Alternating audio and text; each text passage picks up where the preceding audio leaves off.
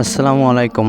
প্রিয় শ্রোতা বন্ধুরা, ঘরে প্রবেশের সময় যে দোয়া পড়তে বলেছেন নবীজি সাল্লাল্লাহু আলাইহি সাল্লাম, ঘর থেকে বের হওয়া যেমন দোয়া রয়েছে, তেমনি ঘরে প্রবেশকালেও বিশেষ দোয়া পাঠ করতে বলেছেন নবীজি সাল্লাল্লাহু আলাইহি সাল্লাম। দোয়াতে আল্লাহর স্মরণ, তার ওপর ভরসা ও কল্যাণ কামনা করা হয় এবং এতে করে শয়তানের অনিষ্ট থেকেও বেঁচে থাকা সম্ভব হয়। দোয়াটি হলো, আল্লাহুম্মা ইন্নী আসআলুকা খাইরা মাওলাজি ওয়া খাইরাল মাখরাজি, বিসমিল্লাহি ওয়ালাজনা, বিসমিল্লাহি খারাজনা, ওয়া আলাল্লাহি রব্বিনা তাওয়াক্কালনা।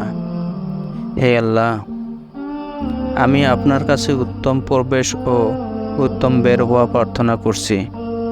আল্লাহর নামে প্রবেশ করছি এবং আল্লাহর নামেই বের হচ্ছি এবং আমাদের রব আল্লাহর ওপর ভরসা করছি।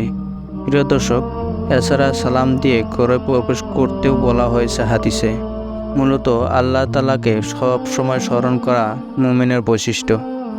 ঘরে প্রবেশ ও ঘর থেকে বের হওয়ার সময় নিরাপত্তার জন্য আল্লাহকে স্মরণ করা উচিত।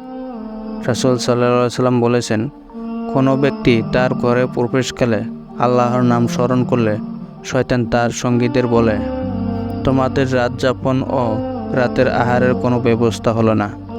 কিন্তু কোনো ব্যক্তি তার ঘরে প্রবেশকালে আল্লাহকে স্মরণ না করলে শয়তান বলে, তোমরা রাত যাপনের জায়গা পেয়ে গেলা। যদি সে আহারের সময় আল্লাহকে স্মরণ না করে, শয়তান বলে, তোমাদের রাতের আহারের গ্রহণের ব্যবস্থা হয়ে গেল।